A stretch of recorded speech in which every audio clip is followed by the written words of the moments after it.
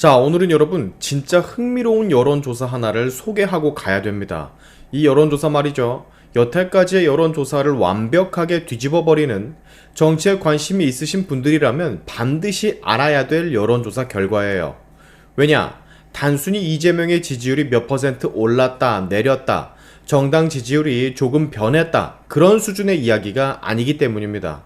이번 여론조사는 지금 민주당 내부에서 벌어지고 있는 지형의 변화, 그리고 정청래의 미래까지 읽을 수 있는 상당히 의미 있는 여론조사라 저는 생각을 합니다. 특히 이 여론조사를 실시한 기관은 흔히 좌편향으로 비판을 받고 있는 바로 리얼미터예요.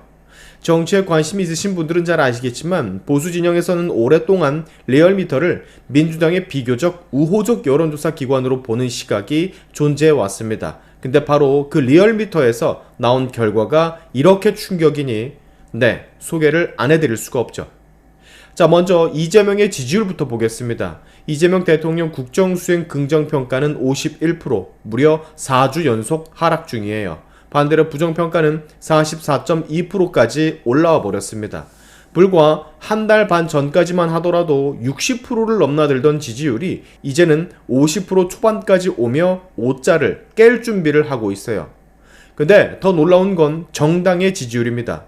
국민의힘이 44.3%, 민주당이 38%. 5차 범위 박역전을 당했어요, 민주당이. 현 정부 출범 이후 처음입니다. 국민의힘은 최고치, 민주당은 최저치. 완전히 역전이 된 건데, 저는 이 숫자를 보고 가장 먼저 든 생각, 이재명이 이 결과를 보고 상당히 분노를 했겠구나. 왜냐하면 최근 민주당은 계속해서 지방선거 승리를 이야기해왔기 때문이에요. 근데 국민들이 체감하는 분위기는 달랐습니다. 형식적으로는 이겼어요. 하지만 가장 중요한 서울시장을 내주고 의석도 여러 석 잃었습니다. 민주당 내부에서도 이겼지만 진성어라는 말이 계속 나오는 이유도 이것 때문이에요. 그리고 바로 그 이후 이런 여론조사가 터진 거죠. 그리고 여기서 바로 중요한 인물 정청래. 사실 이번 여론조사에서 가장 큰 정치적 타격은 정청래에게 향할 겁니다. 왜냐? 현재 민주당에서 지방선거를 총괄한 사람이 정청래이기 때문이에요. 선거 이후 계속해서 책임론이 나오는 상황, 당내 의원총회에서도 공개적으로 사퇴 요구가 나왔고 박지원 원로도 공개적으로 사퇴를 요구했습니다. 근데 정청래는 아직까지 물러날 기미는 보이지 않고 있죠. 기자들이 사퇴 요구에 대한 입장을 묻자 잘 들었습니다. 각자 알아서 판단하세요 라는 성의 없는 답변으로 사실상 정면 돌파 의지를 내비쳤습니다. 근데 문제는 바로 그 직후에 민주당 지지율 역전이라는 성적표가 나와버렸다라는 거예요. 그것도 리얼미터에서. 오늘 의총에서 공개적으로 사퇴가 나왔는데 이에 대해서 좀 어떻게 보시는지 한 말씀 하세요. 잘 들었습니다. 입장이라도 좀 있으시나요? 어떤 잘 들었습니다. 24일 전으로 사퇴할 거라는 보도가 나왔는데 이거에 대해서는 입장. 그것도 잘 들었습니다. 연임 도전을 하실 거나요?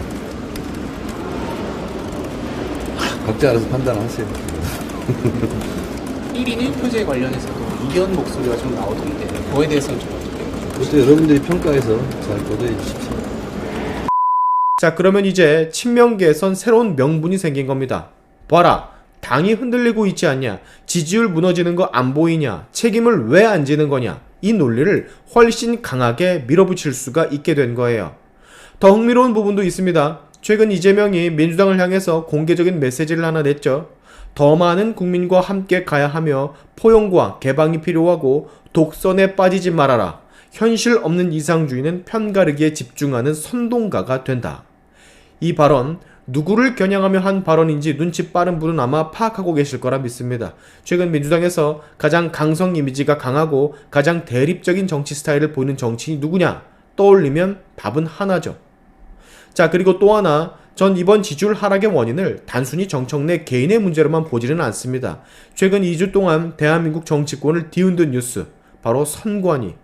투표용지 부족으로 촉발해 개표 오류가 드러나고 1000표가 넘게 누락되고 득표수 입력도 오류, 증거 보존 상자 폐기, 후보자 득표수 뒤바뀌고 매일같이 선관위 관련 뉴스가 쏟아졌습니다. 물론 이 모든 걸 총괄해야 하는 것은 선관위예요. 하지만 국민들은 그렇게 세세하게 구분하지 않습니다. 국민 입장에선 결국 지금 집권하고 있는 세력이 민주당이고 이재명 정부니까. 따라서 선관위 논란으로 인한 정치적 악재 부담 역시 자연스럽게 여권과 대통령에게 향하게 되는 거예요. 정청래 입장에선 정말 악재가 겹친 셈입니다. 자, 그리고 이런 조사 결과가 나온 이유는 또 하나, 바로 보수층의 재결집이죠. 선거 직전까지만 하더라도 보수층은 상당히 무기력했습니다. 여론조사 전화를 아예 받지를 않았어요. 왜냐? 어차피 안 된다. 이미 끝났다. 이런 분위기가 강했거든요. 근데 최근 이런 분위기가 달라졌죠. 민주당 내부 갈등이 터지고 선관위 문제 터지고 국민의힘 지지율이 조금씩 올라오는 모습을 보이니까 이젠 여론조사 전화가 오면 적극적으로 응답하는 보수 지지층들이 늘어났을 가능성 전 충분하다라고 봅니다. 즉 결국 이번 여론조사는 단순한 숫자가 아니에요. 민주당의 내부 균열, 정청래 책임론, 선관위 논란, 이재명과 정청래 사이의 미묘한 힘싸움, 그리고 보수층의 재결집, 이 모든 것이 한꺼번에 반영된 결과일 수가 있습니다. 상당히 흥미롭죠?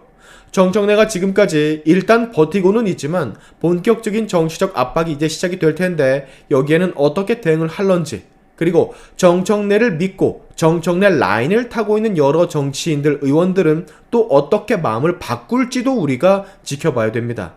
정치에서 배신은 매일 일어나는 일이니까요.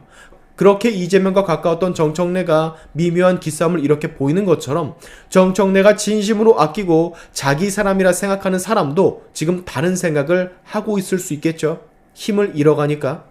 자, 이번 여론조사 이런 의미에서 상당히 의미가 깊다라고 보니까 여러분 많은 곳에 공유를 부탁드립니다. 여러분의 생각도 댓글로 남겨주시면 정말 감사하겠습니다. 오늘의 샤인투프 여기까지 하겠습니다. 감사합니다.